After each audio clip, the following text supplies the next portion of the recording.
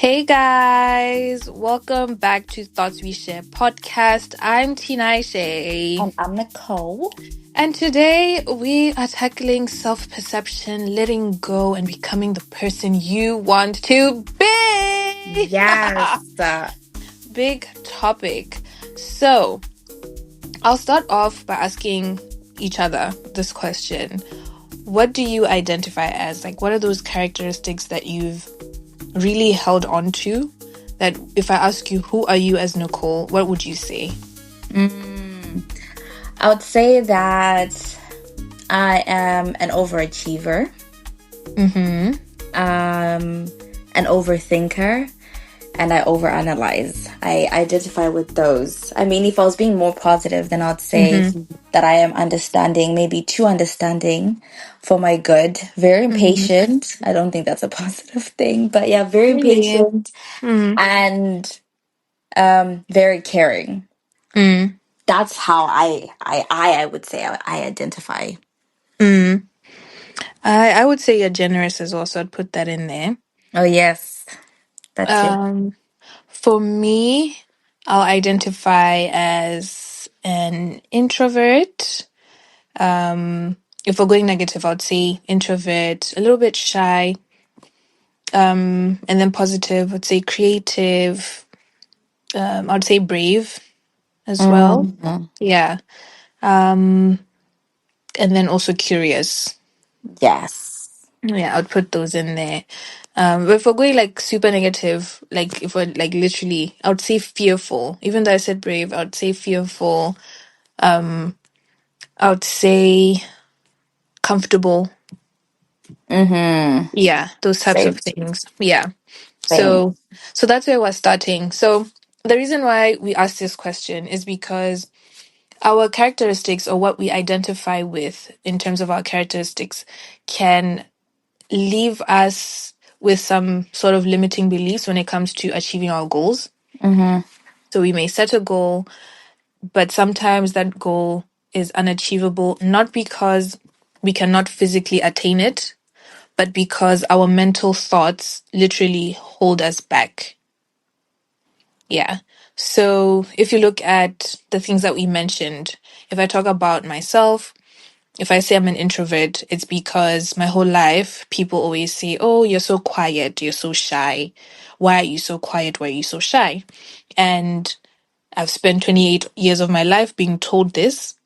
So naturally, I have become that. Mm. Then if we look at Nicole, and Nicole has been told she's an overachiever, she does too much, then naturally in her 25 years of life, naturally she'll become that thing. Yeah. You absorb the things that you're told, whether it's true, whether it's not. That has become your identity in the past True. 25 years. So if someone comes and says, "Oh, but Nicole, you're not an overachiever," because you've been given evidence from other people that have told you that, "Oh, you're an overachiever, look at you, look at what you've done, da da da da da," you now have backup of that information. So Yeah. if I come and say, "Oh, but Nicole, I don't think you're an overachiever. I think you're doing the normal thing of achieving your goals," which is a normal thing. But you'll say, "Oh, Tina, but on this occasion I did this, and on this occasion I did this, and on this occasion I did this." And that's your evidence, and that proves to you that you are that thing. Yeah. Mm-hmm. Mm-hmm. Mhm. Yeah, I definitely agree with that. I think as well, like they always say that the way we think or a lot of our perspectives are shaped by the people around us, or at least the people that have raised us. So if you are raised in a place where people are constantly saying to you, well, you actually not so smart, you will start to believe and identify with that. And Mm. it's so crazy to me that like there's just all these perceptions out there. And no matter what people say, I think you are kind of like the deciding factor on whether or not you accept or you choose to believe that. Because if you Mhm. think about it, if I came to you and I said, well, you're not smart, and then you chose to take my words as the truth, you chose to think, okay, I'm Mm. not smart, and agreed with it. You kind of like come into agreement with that, and then you start to identify as someone that's not smart. Whereas if you are sure of yourself, like the previous episodes that we talk about validation, where if you know within yourself that you're a smart person. If someone came to you and said, I don't think you're smart, Mm, your response would be, oh, actually, I think I'm smart, and you wouldn't mm, really care. So definitely. it's that thing where, like, I think it shows where your mind is in terms of how people can influence what you think. But I think some people already are 10 steps back because they grew up in situations where they were overly influenced, and then you're growing up and then trying to step into what it is that you want. Like, Mm, for instance, like, I know that when I was growing up, like, you kind of have this silent checklist of, oh, I'll be married by 25, and by 25 I'll have this certain job, and I want to look like this, I want to have this kind of body type.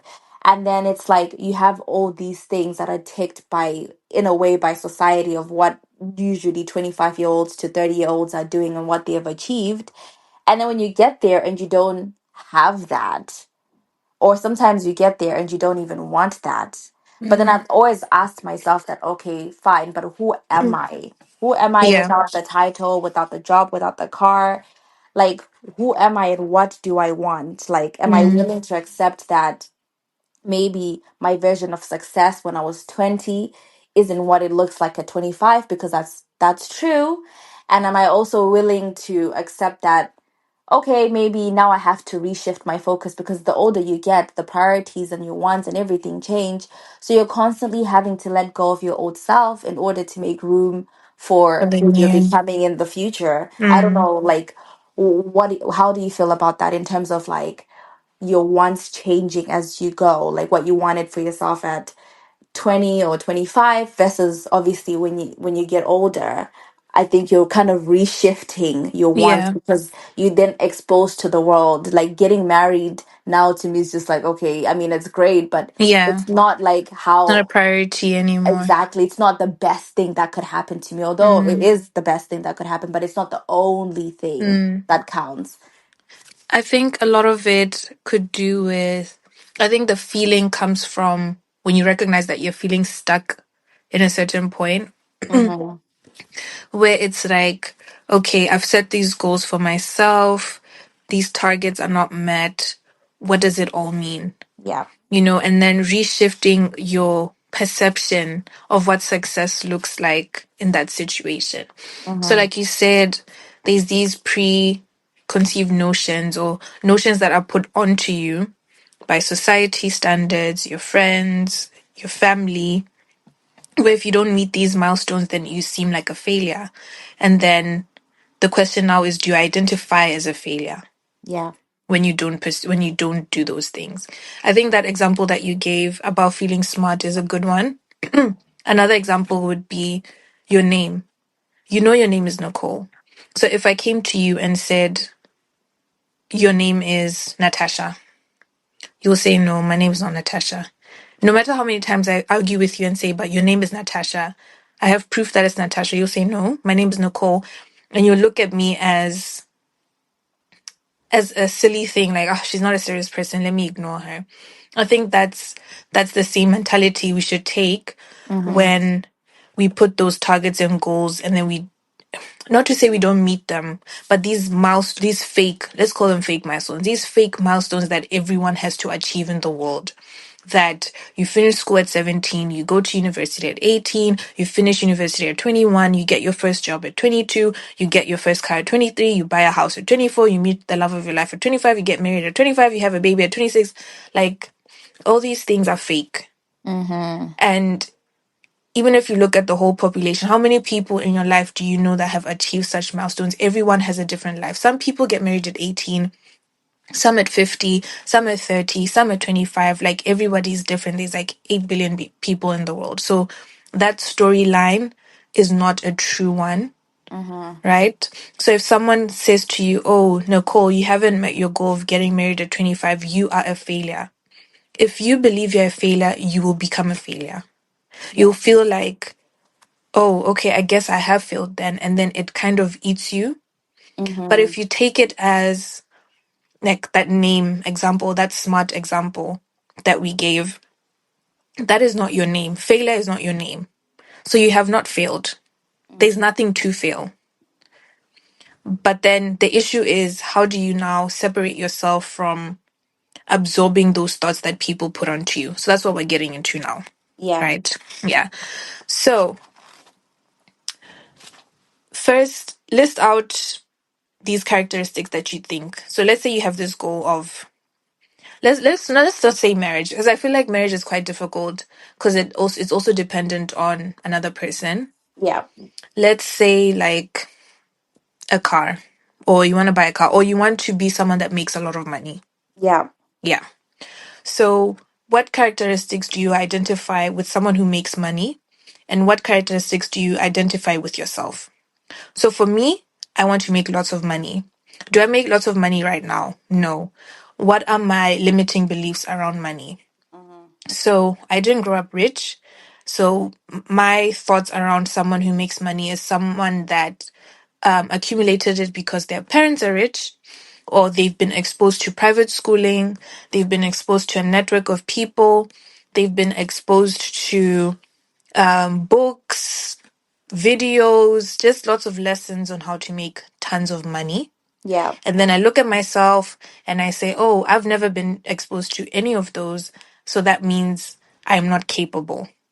So I put that down. I'm not capable. I'm not a capable person of making money. So I will be stuck in this zone of poverty for the rest of my life. Mm. Yeah. So that's my limiting belief. So now, if you compare those two, how will I ever make money if I believe a person like me is not capable of making money? Mm-hmm. So anytime I'm exposed to making a lot of money, let's say I'm in an interview and they're asking me how much salary do I want? If I want to say 40,000, will I say 40,000? No, because I believe I'm not someone that's capable of getting 40,000. So I won't even suggest 40,000. I'll just say, "Oh, you can give me 20,000 a year." Mm-hmm.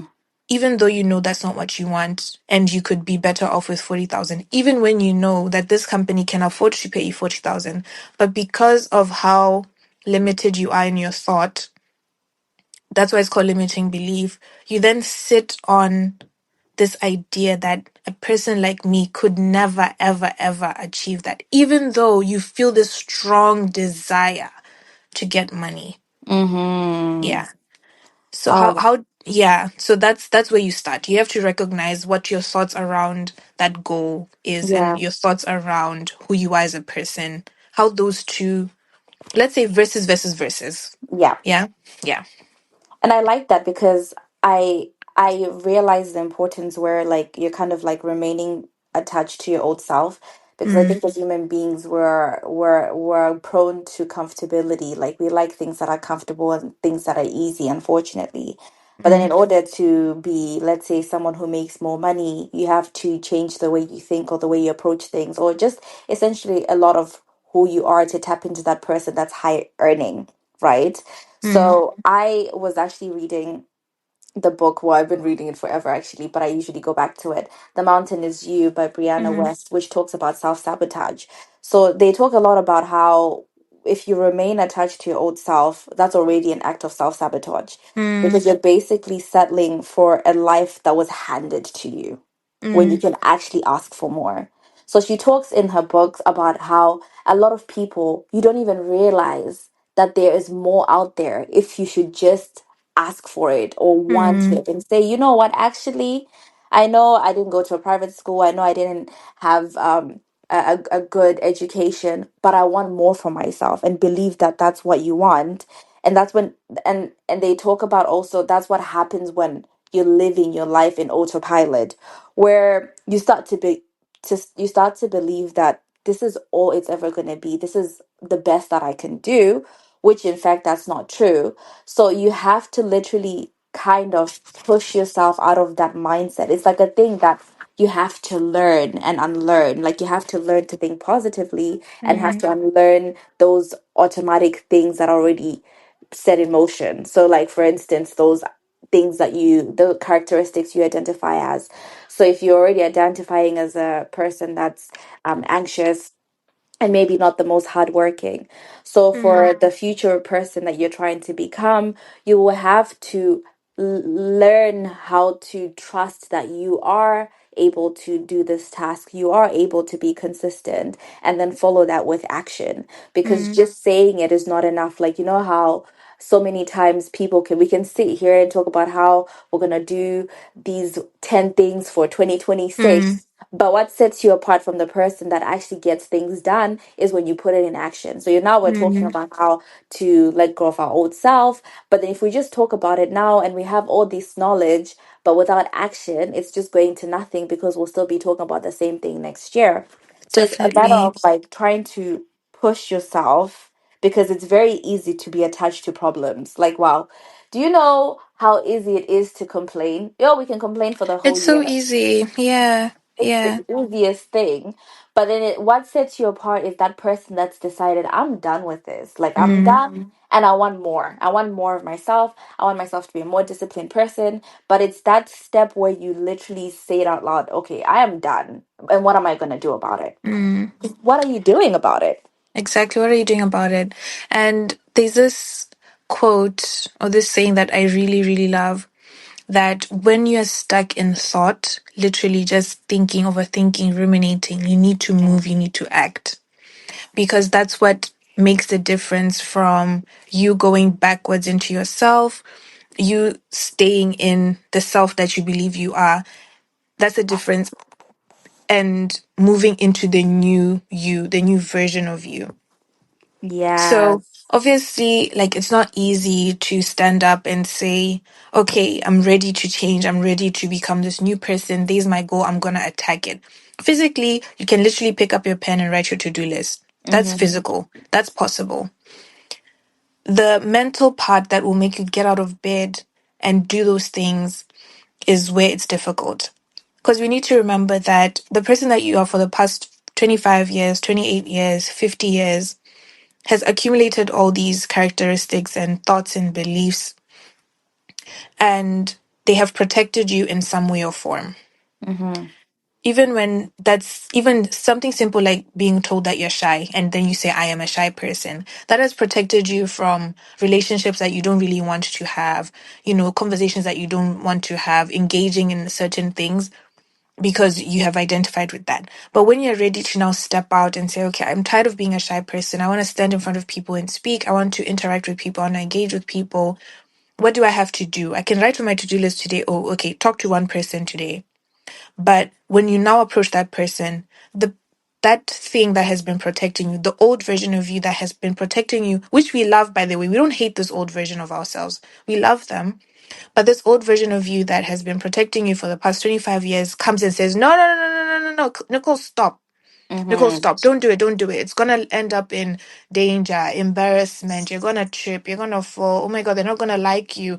Oh my God, they're going to see that you're shy. You don't talk enough. Da, da, da, da. All these negative thoughts come in because they're trying to protect you, fight or flight. And then you retreat back because you're trying to protect yourself, and then you don't do it. That is But so when true.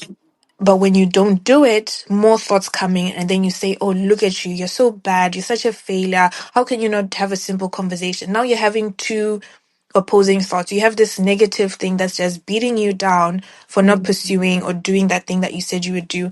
And then you have the old version of you saying, no, but that's good. That's good. That's good. You see, you've protected yourself. Look, you're safe. You're safe. You're safe. And then your mind is just going into a constant spiral. You're frustrated. You feel like crying. You feel like, oh my gosh, the world is just heavy. And you're just like, what do I do? What do I That's true. do? But the That's true. only way to let go of that is to act. Because let me tell you, the moment you put action, the moment you say, oh, there's a girl with long hair, let me go talk to her. And I tap Nicole on the shoulder and I say, hey, what's your name? You look nice. That cancels the thoughts already.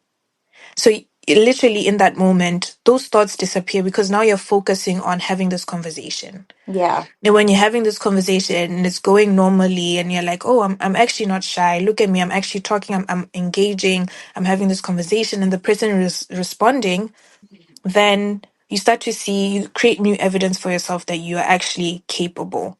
Amen. Yeah. I love that. I love that. I love that. And also, to be honest, like if you're constant, let's say you're trying to like be good at something that you've never done before, like your brain and your nervous system is like accustomed to playing small because that allows you to avoid like Mm. the scrutiny that comes with failing at something that you've never tried before. And it's very normal to feel all these feelings, like especially if it's something you're tapping into a new role at work and you don't know how that's gonna go. So the feelings of anxiety and the fight or fight, like, oh no, we can't go there, are very normal because you're going into unknown territory and Mm. your brain is trying to protect you.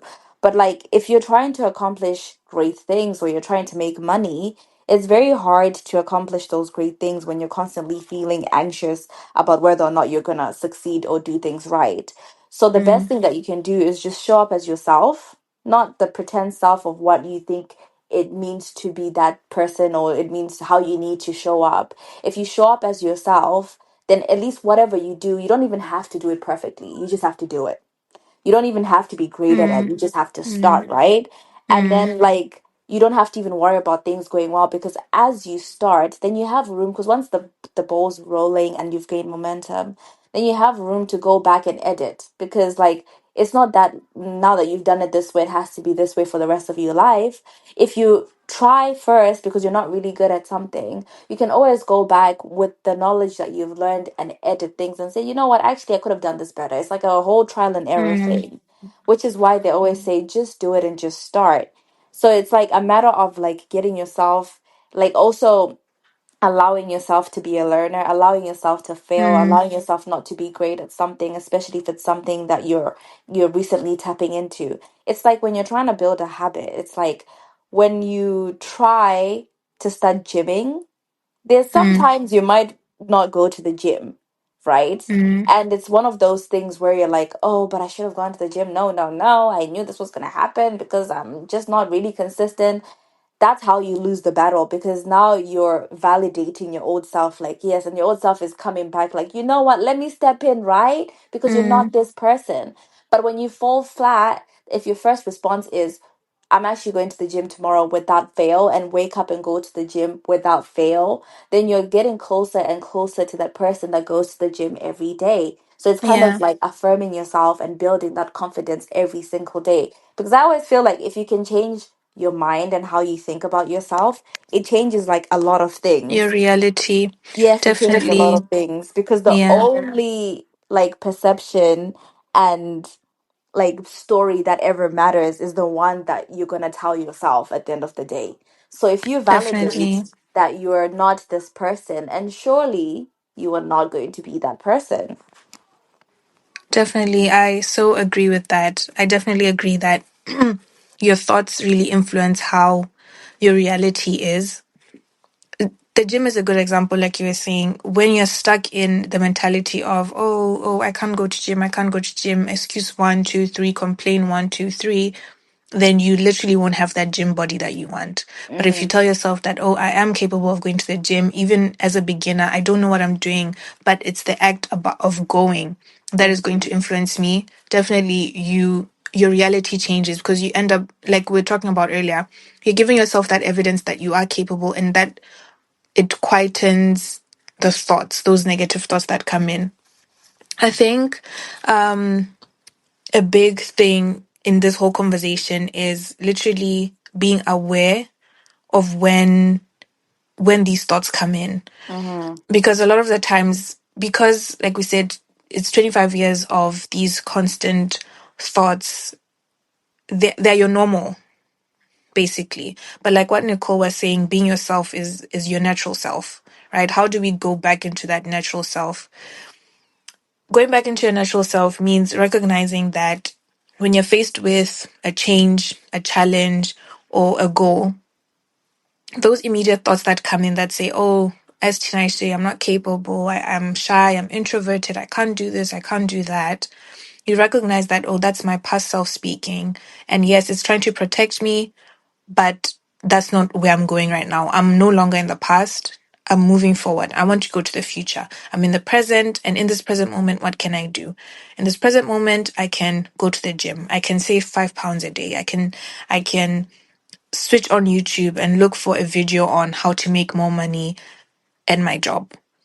You're Mm-hmm. taking that action. So then it shows you that okay, I am aware, and I'm going to quieten those thoughts by doing an action that will make it quiet. And then Once you become aware, the action of opening the YouTube and finding a video, that's a new reaction. Whereas before, let's take the gym example. Whereas before you would usually just cover yourself with a blanket, snooze the alarm, and then just wake up at your normal 7:30 and go to work instead of waking up at 6:30 and going to the gym. Your action now becomes different because instead of that, you get up, you put on your shoes, you go to the gym, right? Because you're now aware. You're aware, so the next step is now action. And then from that, you start to see that your reality begins to change. Yes, you're uncomfortable, but just like with anything, we need to remember that in any new situation, you are a child, you're a baby. So even when you go to the gym for the first time, think of yourself as a baby. Don't go in there seeing these buff guys and these fit girls and thinking, oh, damn, I don't fit into this. Think of yourself as a baby. A baby will never compare itself to a 10-year-old. A baby will crawl, a baby will Real. walk, and nobody will say to the baby, oh my gosh, why are you not running? That's so Nobody will ever. funny. But it's true though, like, oh my gosh, baby at 10 months old, why are you not running? Why are you not running? Nobody's ever going to say that. Everyone is going to look at that baby and say, this baby is learning. They're gaining the skill. They're uncomfortable. See that they're stumbling. They're trying to hold on to everything. They're really stumbling. But when they get it, they get it. So you have to look Yeah. at yourself in every new situation that is uncomfortable, that you are a baby in this. You are new to this. Mm-hmm.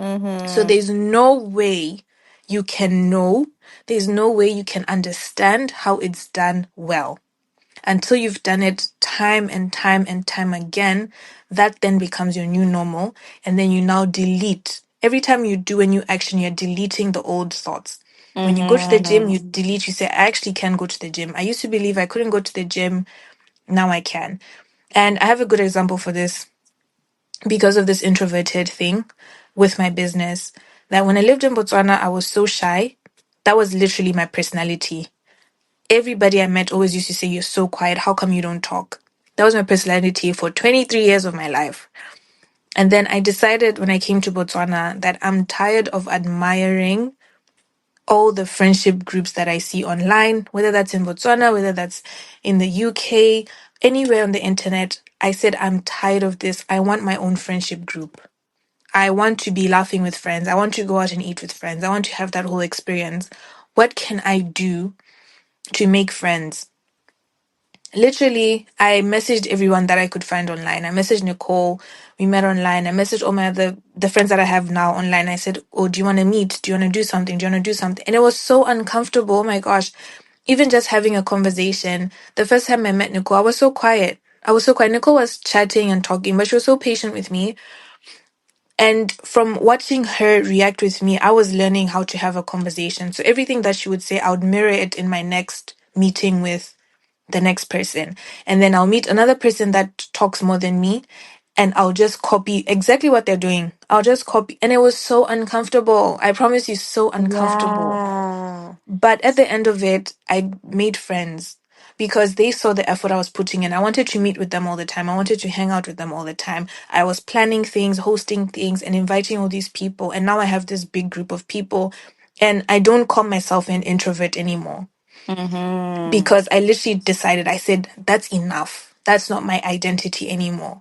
But even, I want you to recognize that even during the time when I was meeting with Nicole and these other people that are now my friends, I still felt uncomfortable. I was still quiet. I was still me.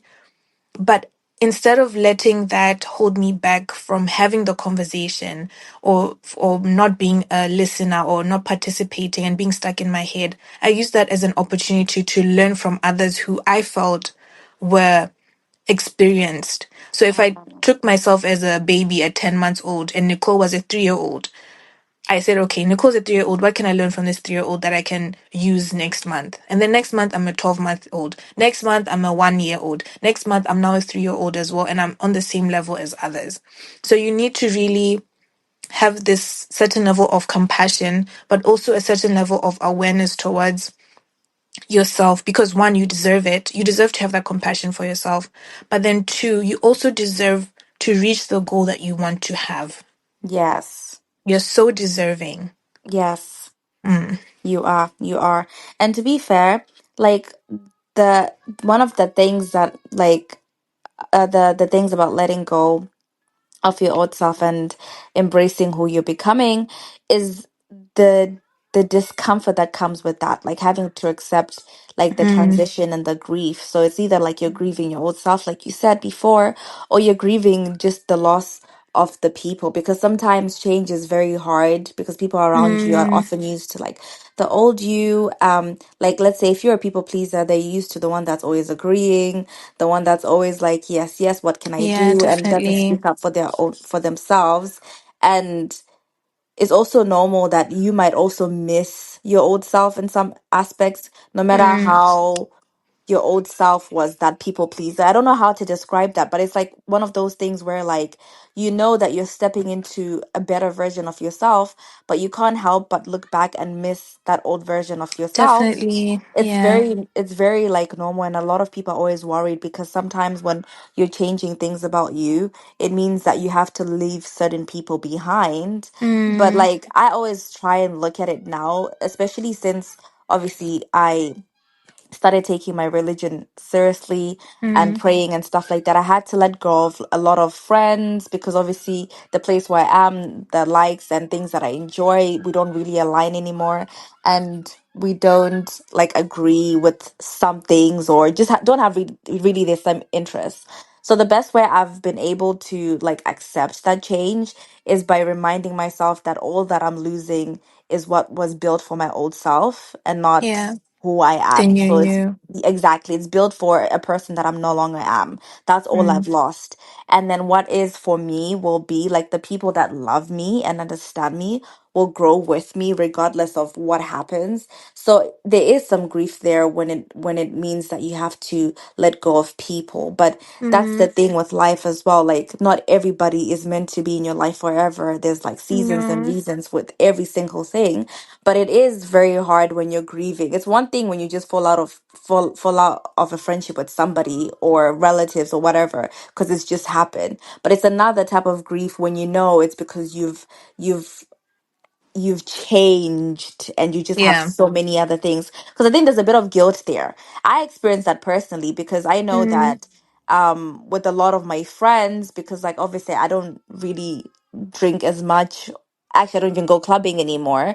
So it's mm, like if they're saying let's go clubbing and that's all we all ever did, so I'll never see them again. mm, And I feel guilty that like they don't get to experience the side of me because they don't necessarily want to, those specific friends, and I'm not willing to be in a situation that brings me to who I'm not anymore. So it's kind of like really, really sad. But it's also like, just like I said, reminding yourself that all you're losing is what was built for the person you no longer are. Like everything that you need will be with you moving forward. And just surrounding yourself with people that water your vision that you have. Because now the people I've pruned the trees. The friends that I have left are the friends that respect my journey, respect who I'm becoming, who encourage my journey, who are pushing me. So it actually worked out. So even past that whole grief stage, it really yeah. did work out. So it's just giving yourself grief. I mean, grace, sorry. Giving Yeah. yourself grace to accept that this grief is normal. Like It's temporary. transformation, exactly. It Mm, requires grief. Like you are going to grieve your old life, your old friends, mm, everything that you did cherish. Because, like Tina said, you've cherished those things for however long you've cherished them for. So it's very normal for you to feel a sense of loss in that moment. mm. Mm-hmm. Yeah, definitely. And then those things did serve you at some point and they were beneficial to you.